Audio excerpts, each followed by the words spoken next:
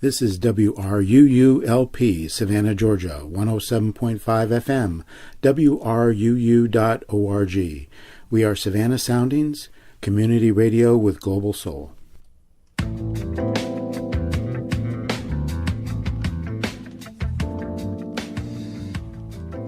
You are listening to One Human Nation with your host, Sandy Batiste. This program will be talking about race and race relations in your community and nationally. Our goal is to be open, honest, and productive.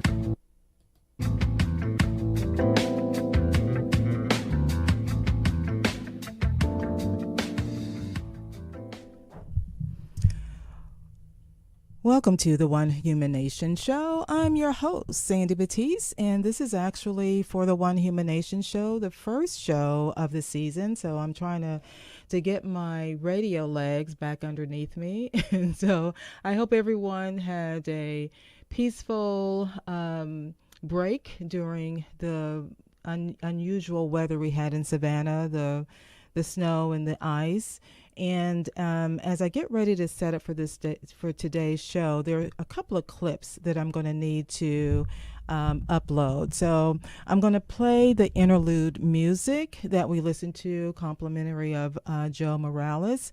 But realize as I upload these clips, you may hear some clicking noise, and I will try to minimize that, but that's probably what will happen. A little bit beyond my control on the technical assistance side here, but I do want to get these clips uploaded. So let's give it a try, shall we?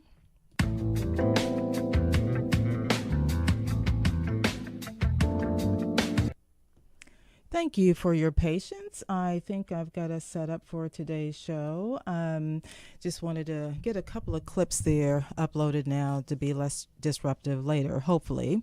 And before I get started on today's show, I do want to give an acknowledgement that occurred at the end of December 27th, actually 2017, in a recognition that WRUU received in Connect Savannah. And as it was looking at Savannah's year in review, number 13 listed there was the work being done by WRUU and the different radio shows that address some tough issues as well as some awesome music. And the show just preceding me, Indigenous Voices.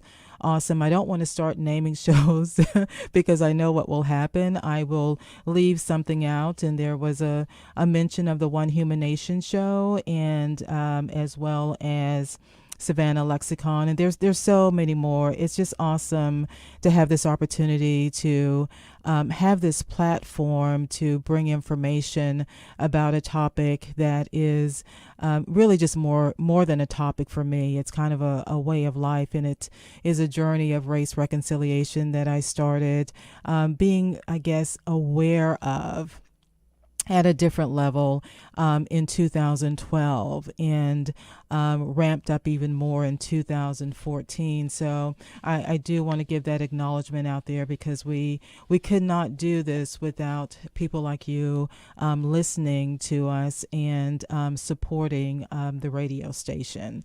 So as a reminder, if this is your first time tuning in to the One Human Nation show, this is a show where we dedicate space that is safe, honest, and open, so we can have productive dialogues about race and what I'm going to refer to as the new racism in this country. And it does require us taking some look at some painful truth about our history, and that history starts with also identifying the history and learning the history of the indigenous people that really were here before any of us. So I know for some this can be a very painful topic, and some of you probably feel like, oh my goodness, I don't know if I'm ready to get started with this for 2018. So I'm just going to suggest to you, as we always do, take care of yourself. We have resources that We post information at the One Human Nation website, and that's onehumannation.info. And remember, the viewpoints expressed in the following program are not necessarily those of WRUU, its license holder, or its staff. So we do want to make sure that we get that information out because as most of our programs, this one is going to be it can create tension. And as we like to say in the One Human Race Initiative, is that the divine is found in the tension. And one of the things that is part of this whole conversation is what occurs in our criminal justice system. And so today we're going to be listening to a TED Talk, some different clips from this particular TED Talk that Brian Stevenson, if you're not familiar with Brian Stevenson, he is awesome. He's an American lawyer, social justice activist, founder and executive director of the Equal Justice Initiative. He's based in Montgomery, Alabama. And Mr. Stevenson's primarily focuses against bias against the poor and minorities in the criminal justice system, especially children. So as a reminder, some of the things that we've talked about on the show that are still critical to our journey is the importance of knowing our history and taking a look inside and seeing, what shaped us at our very formative years. And for some of us, it was something very obvious. For others, it may not have been anything on your radar. So this is not about, this only applies if you are a person of color, or this only applies if you're a white person. That's not what it is about. Remember, we're talking about our story. This is not just a one-sided story where it's an African-American story or only a colonization story, but we have to look at colonization because it has such a critical impact on things that we're still working through in many of our systems. And today's show is going to be focused on one of those systems, and we're going to be focusing on other systems as we continue on our reconciliation journey. But it's always critical to start with your inner journey. And so the first clip that I want to play from Brian Stevenson is one that kind of shaped, one of the stories that he that shaped his identity growing up. I guess that's the best way that I can say it. And I hopefully have pulled that particular clip up. And let me take a look here and see as I go through this. I'm going to go with another one and come back to that one that may get us a little bit out of sequence, but I don't want to hold you up as we, Sandy figures this out for today's show. So we're going to listen to this clip from Brian Stevenson that really talks about the risk we have in losing our identity as a country. And, the show is all about, how do we become one human nation? And there's so many wonderful things about our country, but we're at risk of losing those things because we're not recognizing and facing some very unpleasant parts of our history. So let's take a listen. We love innovation. We love technology. We love creativity. We love entertainment. But ultimately, those realities are shadowed by suffering, abuse, degradation, marginalization. And for me, it becomes necessary to integrate the two. Because ultimately, we are talking about a need to be more hopeful, more committed, more dedicated, spending time thinking and talking about the poor, the disadvantaged, those who will never get to TED, but thinking about them in a way that is integrated in our own lives. Ultimately, we all have to believe things we haven't seen. We do. As rational as we are, as committed to intellect as we are, innovation, creativity, development comes not from the ideas in our mind alone. They come from the ideas in our mind that are also fueled by some conviction in our heart. And it's that mind-heart connection that I believe compels us to not just be attentive to all the bright and dazzling things, but also the dark and difficult things. Václav Havel, the great Czech leader, talked about this. He said, when we were in Eastern Europe and dealing with oppression, we wanted all kinds of things, but mostly what we needed was hope, an orientation of the spirit, a willingness to sometimes be in hopeless places and be a witness. Well, that orientation of the spirit is very much at the core of what I believe even TED communities have to be engaged in.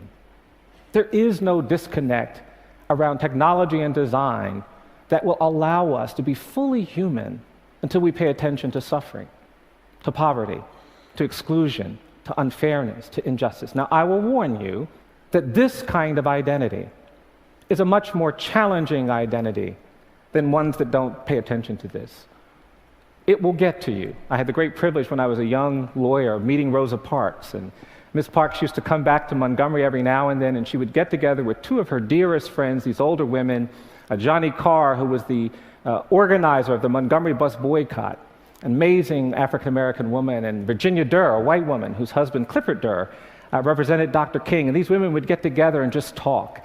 And every now and then Ms. Carr would call me and she'd say, Brian, Ms. Parks is coming to town and we're going to get together and talk. Do you want to come over and listen? And I'd say, yes, ma'am, I do. And she said, well, what are you going to do when you get here? I said, I'm going to listen. And I'd go over there, and I would just listen. It would be so energizing and so empowering. And one time I was over there listening to these women talk, and after a couple of hours, Ms. Parks turned to me and she said, now, Brian, tell me what the Equal Justice Initiative is. Tell me what you're trying to do. I began giving her my rap. I said, well, we're trying to challenge injustice. We're trying to help people who've been wrongly convicted. We're trying to confront bias and discrimination in the administration of criminal justice. We're trying to end life without parole sentences for children. We're trying to do something about the death penalty. We're trying to reduce the prison population. We're trying to end mass incarceration. I gave her my whole rap, and when I finished, she looked at me and she said, She said, that's going to make you tired. And that's when Ms. Carr leaned forward, she put her finger on my face and she said, that's why you've got to be brave. So that portion of this TED Talks, and I wanted to, just make sure that we are all on the same page and listening to TED Talks.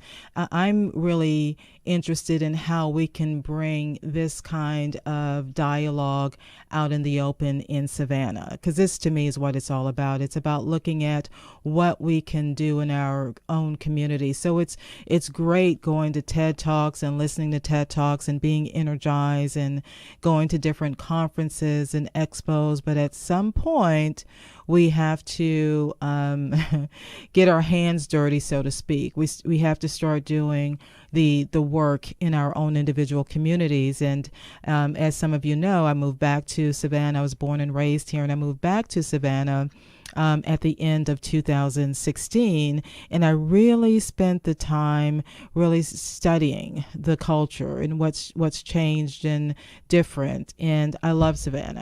I'm enjoying being back in Savannah. That has not changed in a year period of time, but it doesn't make me blind to the things that still where we need to do the work. And what I see now is that because we haven't done some of the work, we're seeing some problems that are continuous, and not only are they continuous, it's like they're escalating.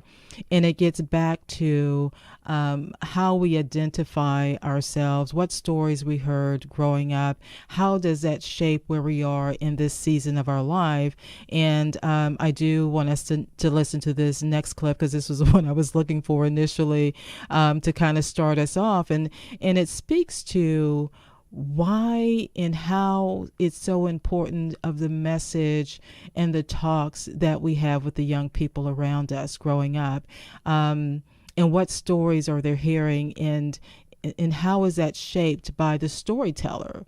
What history does that person have that's conveying their story and trying to convey something to somebody that's younger. And I hear that a lot. I hear in Savannah a lot, which is a very historical city. Well, the young people don't know our history, and many of the warriors in our community are aging or have died out, and I totally get that. But this particular clip, I think, speaks to the things that really stick with us at a very young age. So let's take a listen to Brian Stevenson as he tells the story of one of his interactions with his grandmother at a very early age. A home that was dominated by a matriarch, and that matriarch was my grandmother. She was tough, she was strong, she was powerful. She was the end of every argument in our family. She was the beginning of a lot of arguments in our family. She was the daughter of people who were actually enslaved. Her parents were born in slavery, and the experience of slavery very much shaped the way she saw the world. My grandmother was tough, but she was also loving. When I would see her as a little boy, she'd come up to me and she'd give me these hugs, and she'd squeeze me so tight I could barely breathe. And then she'd let me go. And an hour or two later, if I saw her, she'd come over to me and she'd say, "Brian, do you still feel me hugging you?" And if I said no, she'd assault me again, and if I'd say yes, she'd leave me alone. And then she just had this quality that you always wanted to be near her. And the only challenge was that she had 10 children. My mom was the youngest of her 10 kids, and sometimes when I would go and spend time with her, it'd be difficult to get her time and attention. My cousins would be running around everywhere, and I remember when I was about 8 or 9 years old, waking up one morning, going into the living room, and all of my cousins were running around, and my grandmother was sitting across the room staring at me. And at first I thought we were playing a game. And I would look at her and I'd smile, but she was very serious. And after about 15 or 20 minutes of this, she got up and she came across the room and she took me by the hand and she said, "Come on, Brian, you and I are going to have a talk." And I remember this just like it happened yesterday. I never will forget it.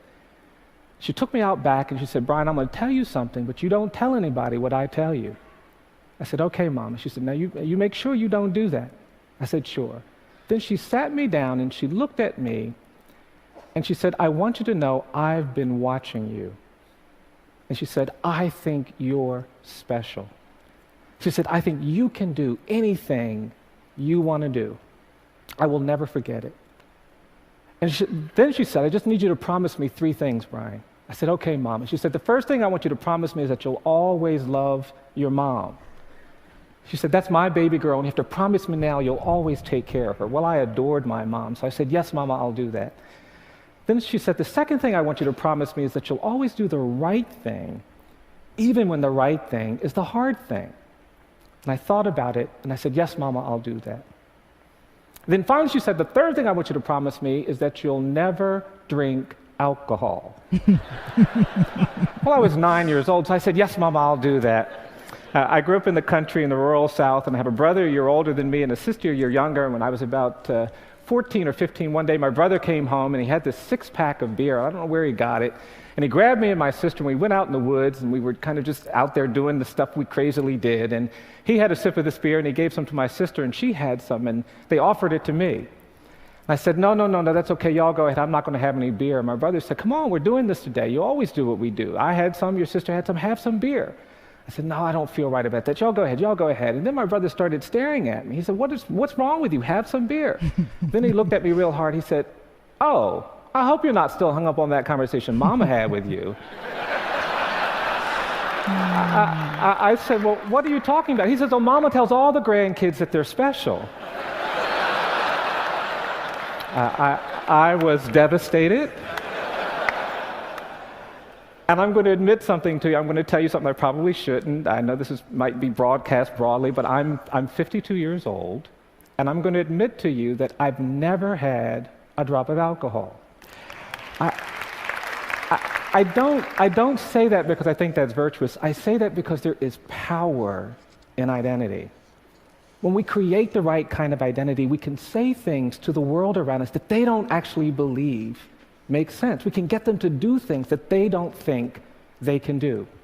When I thought about my grandmother, of course she would think all her grandkids were special. My grandfather was in prison during Prohibition. My male uncles died of alcohol-related diseases, and these were the things she thought we needed to commit to. Okay, so I found that story to be amusing to hear Brian talk about, how the story that he heard from his grandmother at an early age, and how she basically told the same story to all of her grandkids. But I say that in, what we hear and what we're told is very important. And we know that on one level as far as the words that we use.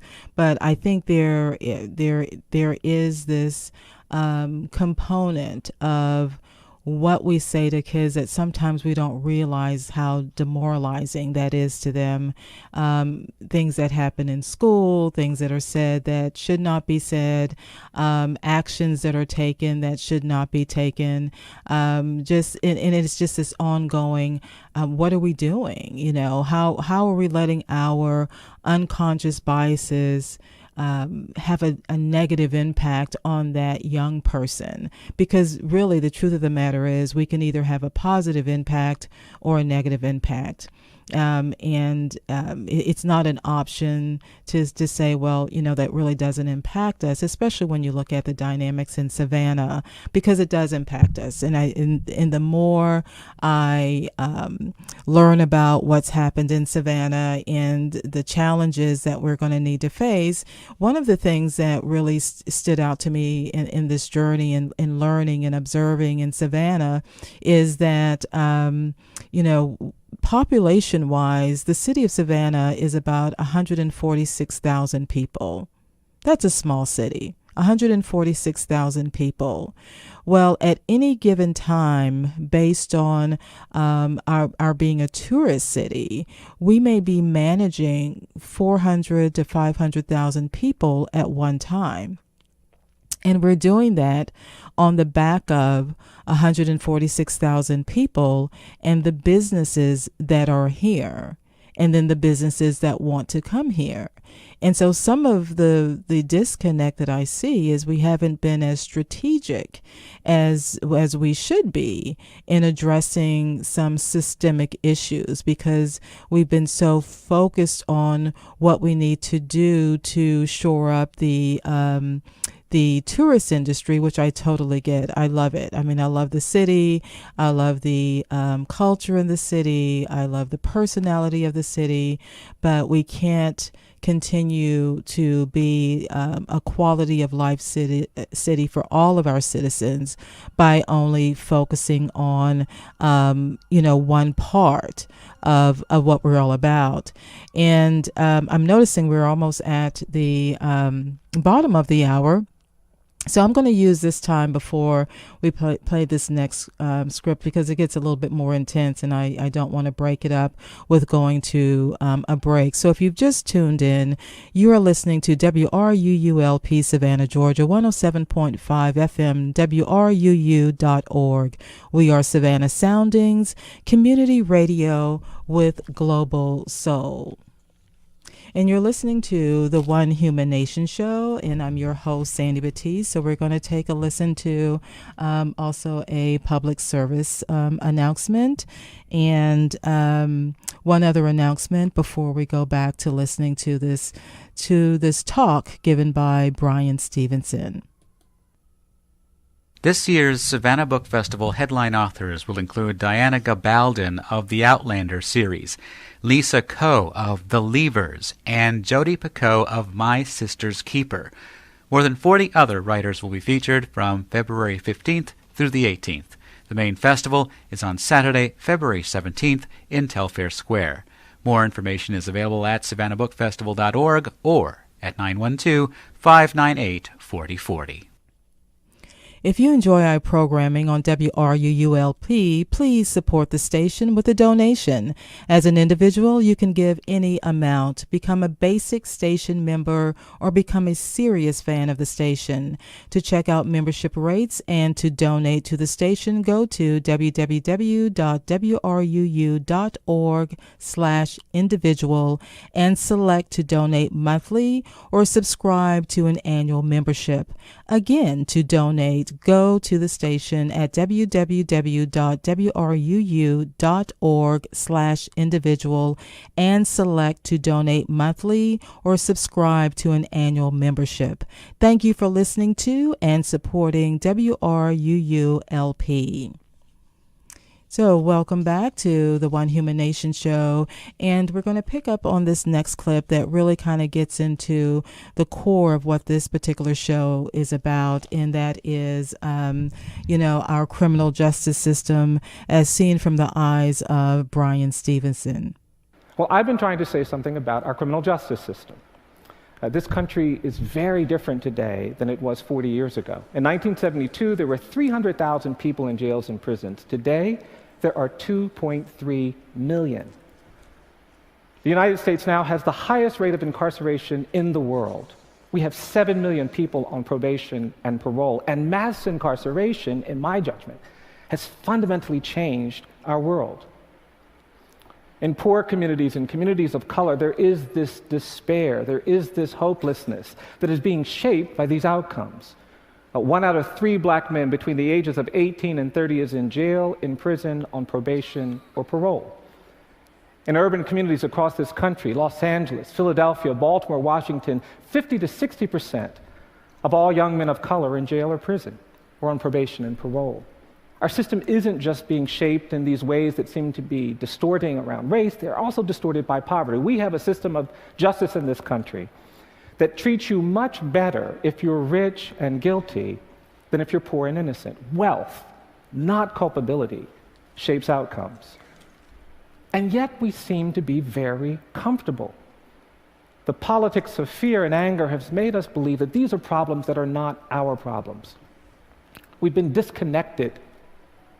It's interesting to me, we're looking at some very interesting developments in our work. My state of Alabama, like a number of states, actually permanently disenfranchises you if you have a criminal conviction. Right now in Alabama, 34% of the black male population has permanently lost the right to vote.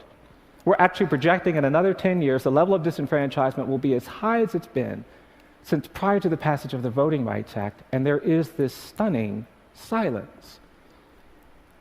I represent children. A lot of my clients are very young. The United States is the only country in the world where we sentence 13-year-old children to die in prison.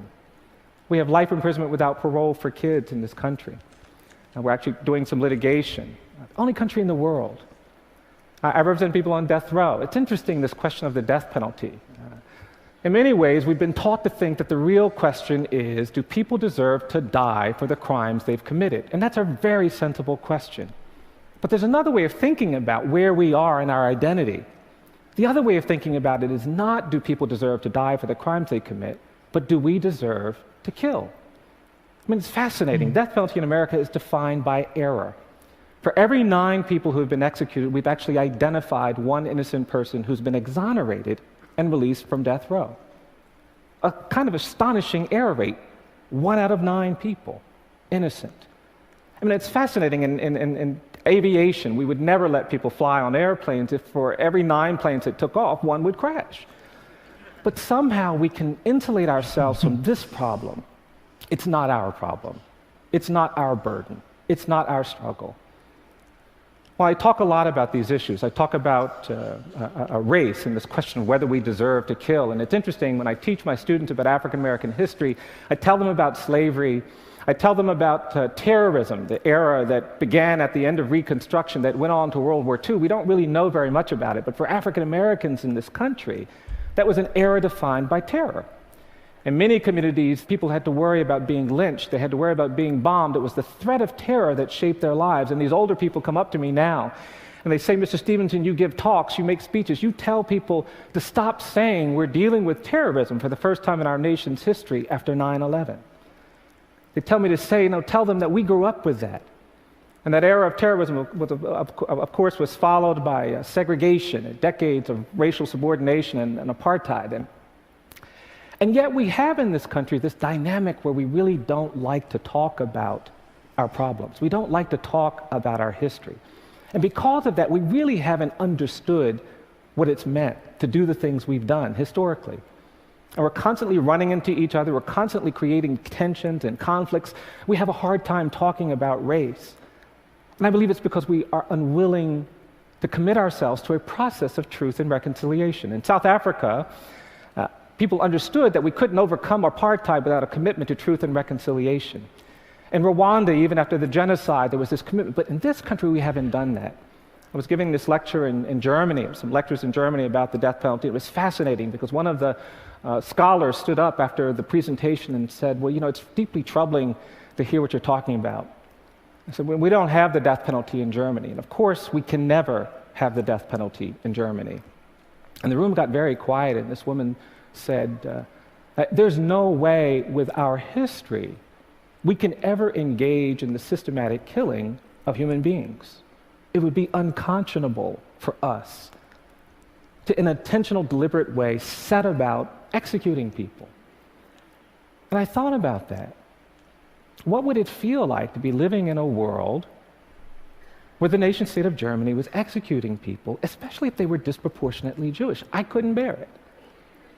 It would be unconscionable.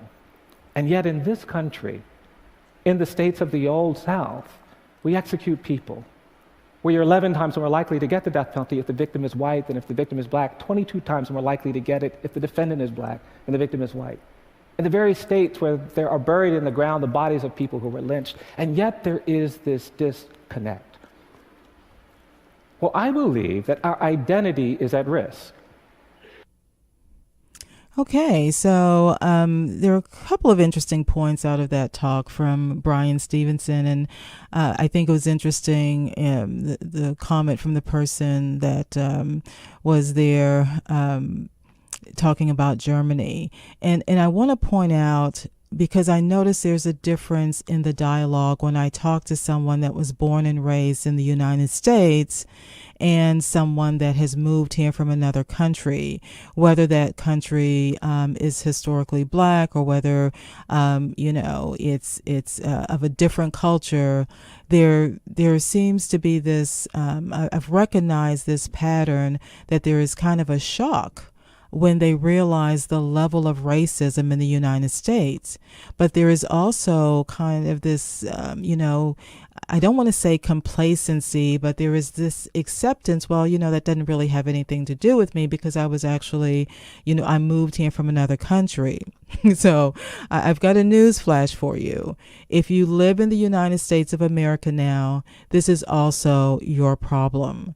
Because we need to hear your stories. We need to hear how it's different. Because for us, it's a way of life. It's a way of, well, this is how it's been, and this is how it's this is what we grew up with, and we're still seeing the signs, current day activities. So you have an important story to tell if you moved here from another country. But I noticed that there is a reluctance to engage. There is a reluctance to tell the story because it's so it's painful and it's uncomfortable. But as long as you live in the United States of America, this is all about what it takes for us to become one human nation. So your story is as important as our story.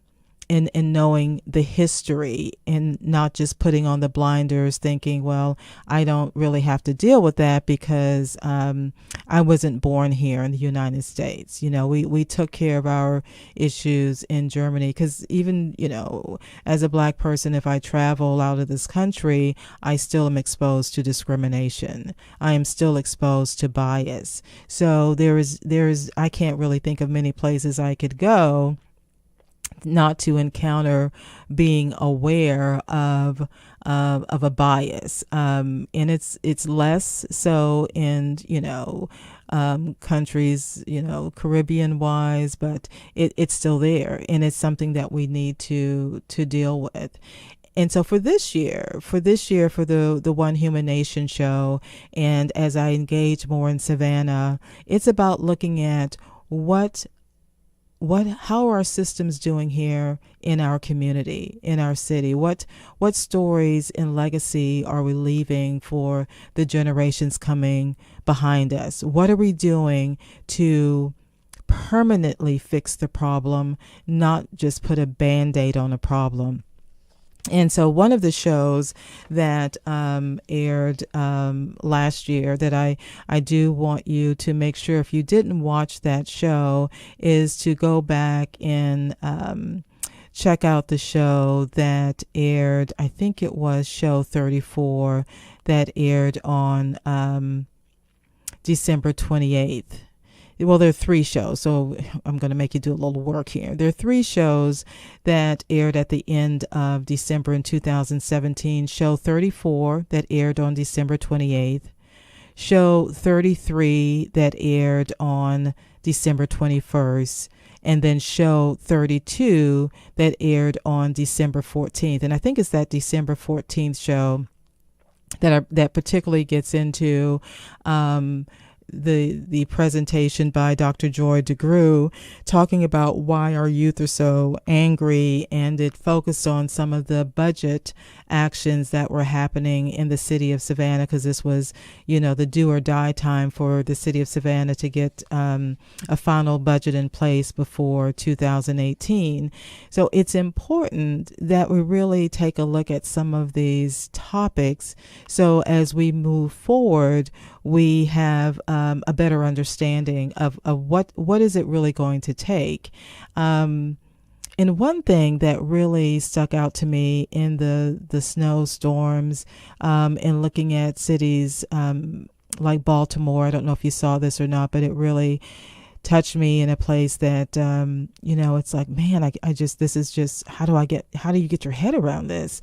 And what Baltimore, because of its poverty rates, it was making the decision of whether to open schools that may have had water issues because of the cold, whether they should open those schools because at least they would know the kids were getting a meal, as opposed to if they were staying at home and not having heat, they would also not have food. And there's something fundamentally, just wrong about that on so many levels. Like how can that be sustainable? That, you have a school system that's taking on the role of making sure that children are fed. And you've heard me say it before. I love the concept from the African warrior tribe in Kenya, that basically they ask the question when they meet each other, how are the children? And the response from the warrior that they're meeting is, all the children are well. So in order for us to move towards being one human nation, until we can answer the question, all the children are well in all of our communities, regardless of their economic status, regardless if they're a person of color or not, we've got some work to do. And it impacts all of us. So that kind of leads me to the next clip that speaks to why do we need to move forward with truth and reconciliation? Why is that so important? So we're going to pick up another section from Brian Stevenson as he talks about his story and where he is in his journey. I really believe that in America we're not free. We are burdened by a history of racial inequality and injustice. It compromises us, it constrains us. We have been infected by the racial injustice that we have tolerated. The plight of indigenous people who are the victims of a genocide that we've never really acknowledged haunts us. We live with the legacy of slavery, and that legacy has created a shadow that undermines so many of our best efforts to get to something that looks like justice. The great evil of American slavery wasn't involuntary servitude and forced labor to me. The great evil of American slavery was the narrative of racial difference that we created to legitimate it. It's the ideology of white supremacy that we made up to make ourselves feel comfortable with enslaving people who were black. And we never addressed that legacy.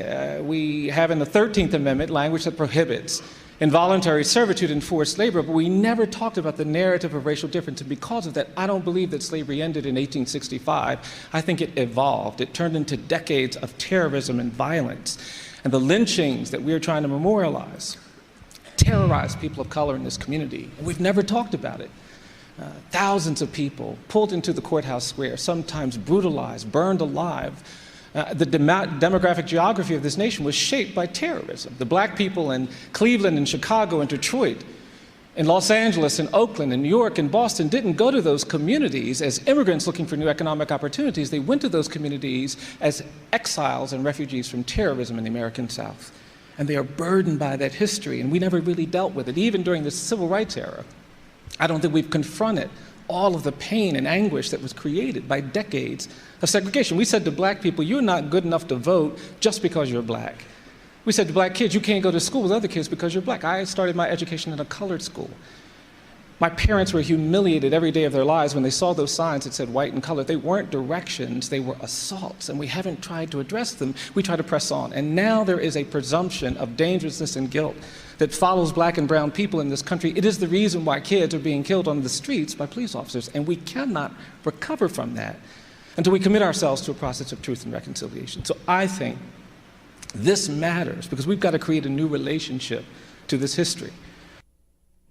Okay, so that's why it matters. We cannot get to reconciliation if we don't go through this process of truth and reconciliation, to go through a healing process. And, you know, what's hopeful for me, and you may think, Sandy, there's something wrong with you if you think there's hope in what I'm listening to. But what's hopeful for me is, you know, this is not, you know, just Sandy's idea. There are other people out there doing the work. And there are people that I know that they volunteer their time doing a ministry in prisons and you know, really trying to enlighten people, to give them hope that there are different options.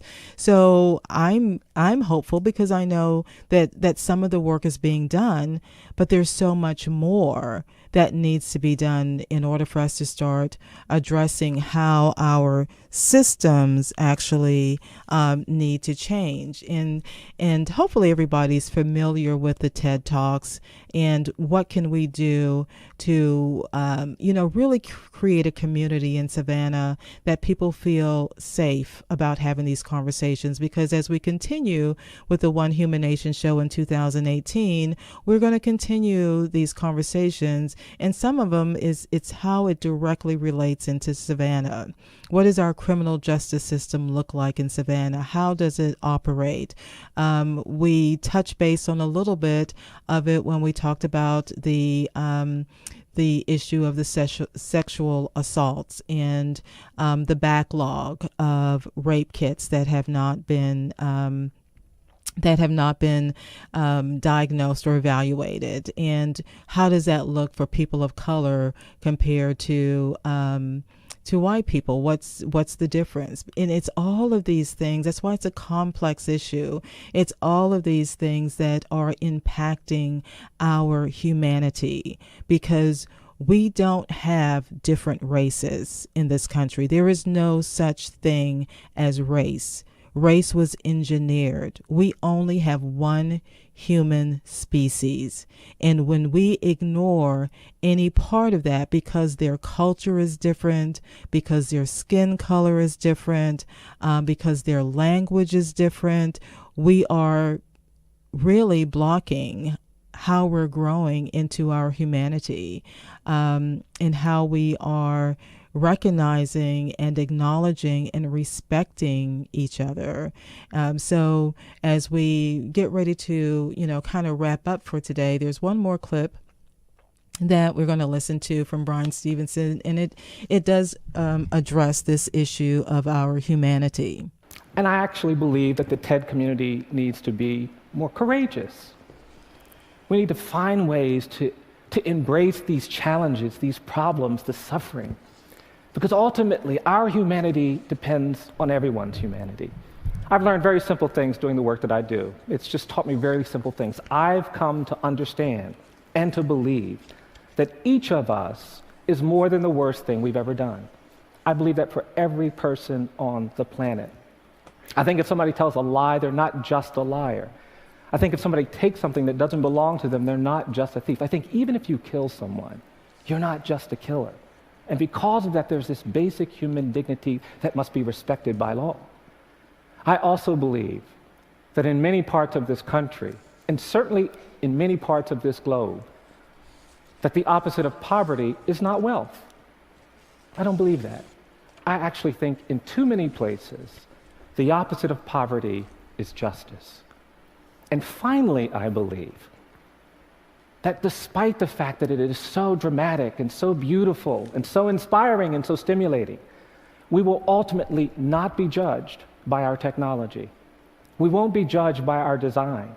We won't be judged by our intellect and reason. Ultimately, you judge the character of a society, not by how they treat the rich and the powerful and the privileged, but by how they treat the poor, the condemned, the incarcerated. Because it's in that nexus that we actually begin to understand truly profound things about who we are. I sometimes get out of balance. I'll end with this story. I sometimes push too hard. I do get tired, as we all do. Sometimes those ideas get ahead of our kind of thinking in ways that are important. And I've been representing these kids who've been sentenced to do these very harsh sentences, and I go to the jail and I see my client who's 13 and 14 and he's been certified to stand trial as an adult, and I start thinking, well, how did that happen? How can a judge turn you into something that you're not? And the judge has certified him as an adult, but I see this kid, and I was up too late one night, and I started thinking, well, gosh, if the judge can turn you into something that you're not, the judge must have magic power. So yeah, Brian, the judge has some magic power. You should ask for some of that. And because I was up too late and wasn't thinking real straight, I started working on a motion. And I had a client who was 14 years old, a young, poor black kid, and I started working on this motion, and the head of the motion was a motion to try my poor 14-year-old black male client like a privileged white 75-year-old corporate executive.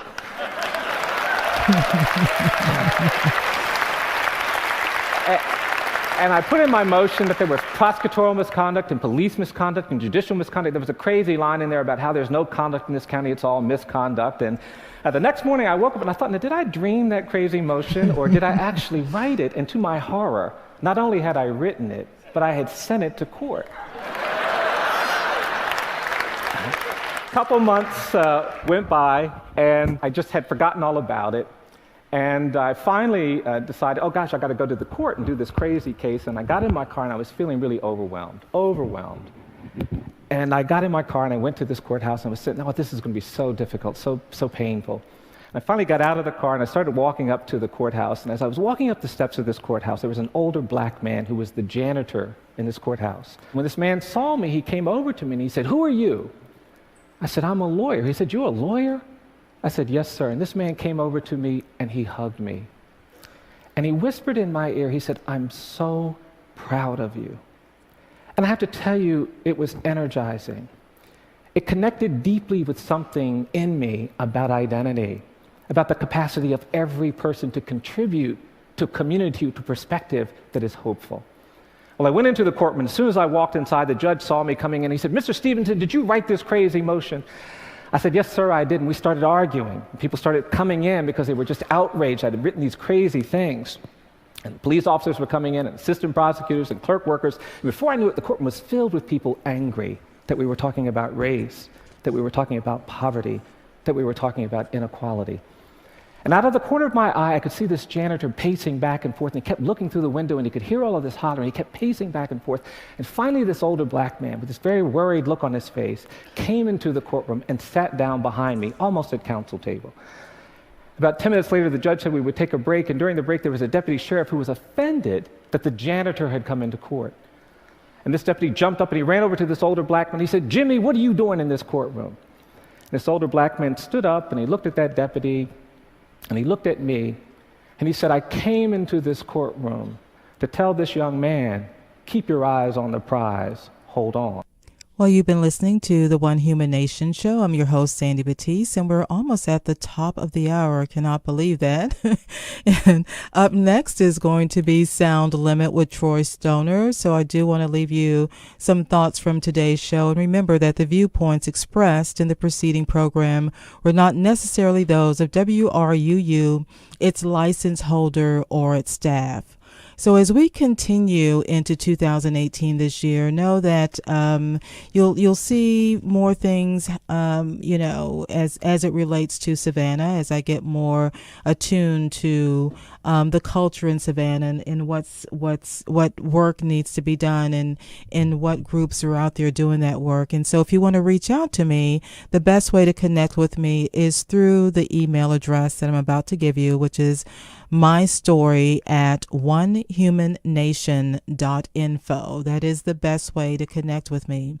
Remember to go to the website onehumannation.info, and this is where you can listen to all of the shows, and I am going to just put it out there so to keep me accountable. I am working on getting a podcast, so it'll make it a little bit easier, because I do recognize, trying to figure out, I need to make sure that I listen to this show, or if you can't catch it when it's coming on live on Thursdays at 5 p.m.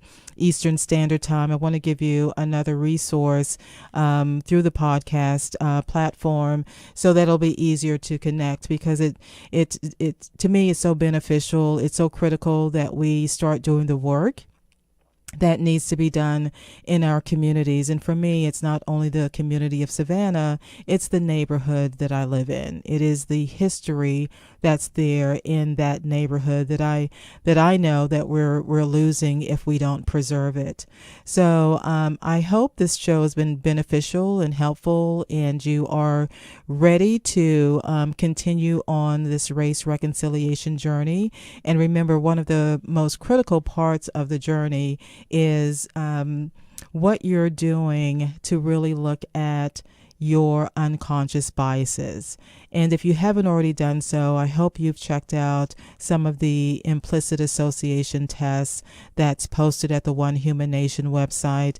I mean, actually, you can Google implicit association test, and there's a multitude of them out there.